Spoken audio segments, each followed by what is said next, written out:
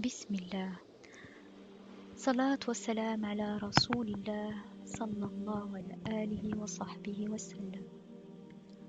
Pendant ce cours, nous avons abordé le sujet de l'éthique de la divergence et le programme du Ramadan 2021.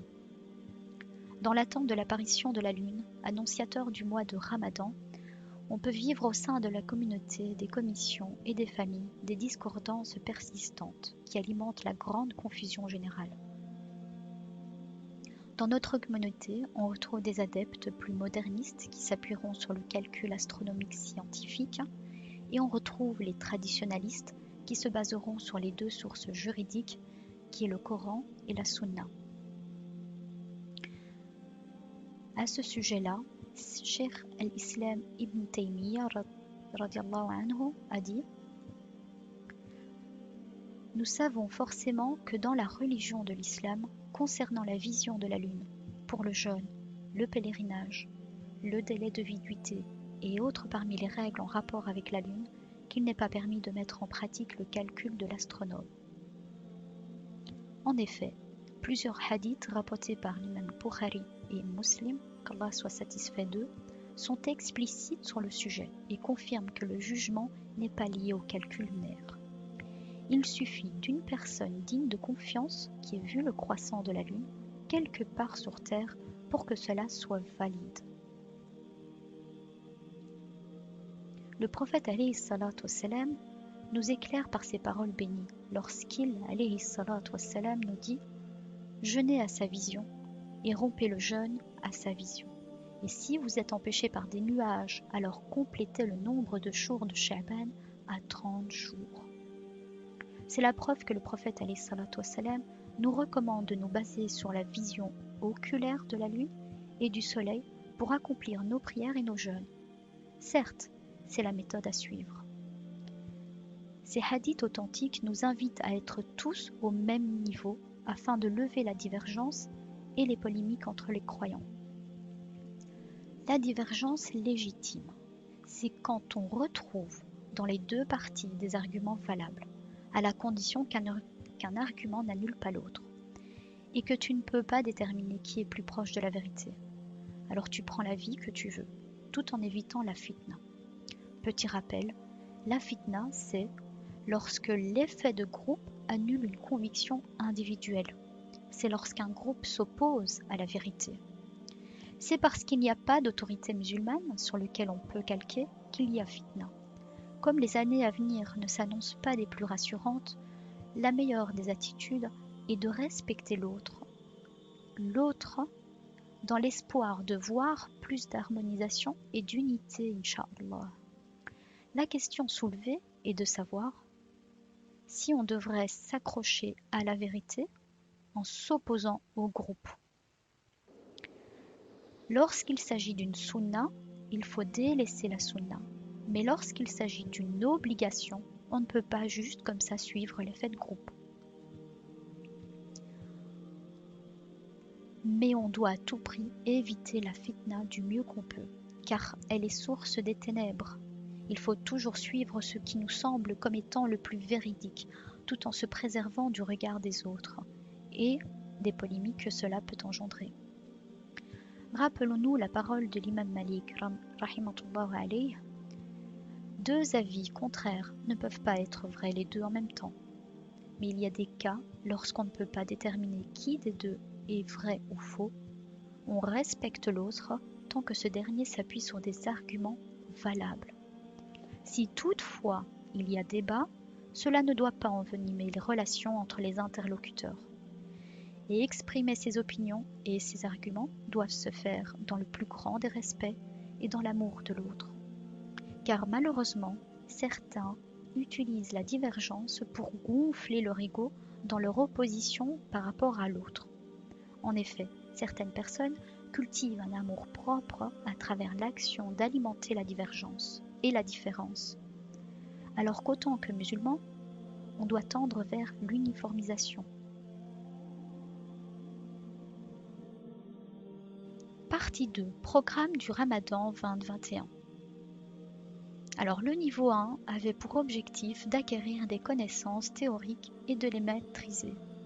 Au niveau 2, l'objectif et de réaliser des degrés d'état spirituel dans toutes les dimensions de notre existence. Pour ce faire, nous allons nous focaliser sur les 5 forces, qui est une mentale, 2 spirituelle, 3 physique, 4 financière et 5 relationnelle.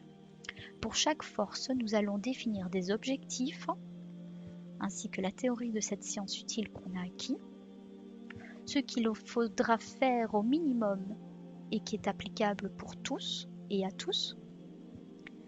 Et la 4e colonne, les choses qu'on délaisse. Et on développe ça de manière individuelle. Vous ferez aussi un bilan une fois par semaine, le 20-27 avril et le 4 et 11 mai, Inch'Allah. Pour faire un bon examen de conscience, il faut faire un état des lieux de notre vie, en se focalisant sur le mal, car ce sont aujourd'hui des choses bien trop répandues. D'où l'importance de se questionner sur le mal pour mieux s'en prémunir. C'était d'ailleurs la spécificité d'un compagnon qui posait au prophète alayhi salatu wassalam beaucoup de questions au sujet du mal. Pour ce faire, regardons ensemble les 5 forces à développer. L'objectif de la force mentale est atteinte à partir du moment où l'on parvient à percevoir la lumière et les ténèbres pour parvenir à faire du profilage. Pour parvenir à un tel résultat, ce qui nous est demandé dans cet exercice intellectuel est d'extraire un concept ou une anecdote. Ce concept peut être toute chose de notre quotidien qui nous permet d'élargir notre esprit et la vue de notre cœur, dans le but d'extraire d'un cas particulier la lumière de la science afin de la faire refléter dans notre quotidien. Ici, l'originalité du principe de ce concept-là est qu'il s'applique dans tous les cas de figure et que c'est vérifiable. Cet exercice-là est à faire une fois par semaine. Un point très important, ce sont les 3 aspects à travers lesquels on peut apercevoir les ténèbres et les lumières scientifiques ou humaines. Ces 3 aspects-là sont le discours, donc le parler, 2, le comportement, donc le caractère, et 3, le ressenti, qui est lié à l'intuition. Dans ce profilage, il faut être vigilant à l'endroit de chaque détail, car ils ont toute leur importance. À titre d'exemple, souvent les réponses aux prières de consultation, Allah subhanahu wa ta'ala communique avec nous en nous envoyant subtilement des signes. D'où le verset du Saint-Coran, « Celui qui fait le poids du bien d'un atome le verra, et celui qui fait le poids du mal d'un atome le verra. » En ce qui concerne la force spirituelle, alors on doit atteindre la maîtrise de la station de la repentance. Ceci implique qu'on se repent de tous nos péchés pour éradiquer toute hypocrisie et toute mauvaise pensée de l'autre. Ici, le but, c'est de ne pas se voiler la face vis-à-vis de nos failles et de nos brèches qu'on ouvre aux ténèbres. Pour cela, on adresse une oraison, une fois par semaine, à faire avant l'aube, et ce, jusqu'à ce qu'on atteigne l'état de l'ivresse. Encore doit-on se demander personnellement comment faire pour atteindre cet état d'ivresse. 3e point, notre force physique. Ici, on va définir de manière individuelle nos objectifs. Par contre, l'objectif pour tout le monde, c'est de faire 2 séances d'entraînement de 30 minutes par semaine.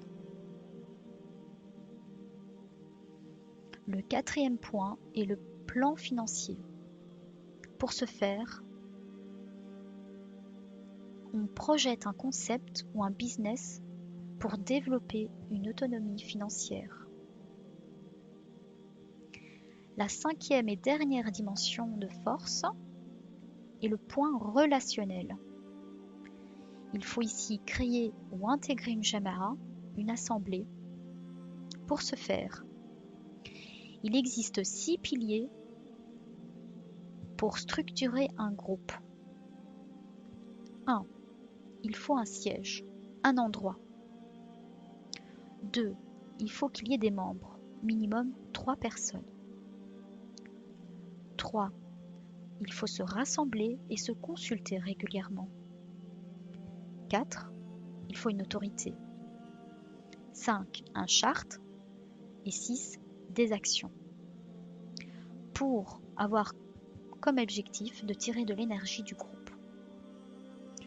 Et dans tout cela, il y a une harmonie dans tout ce qu'on fait.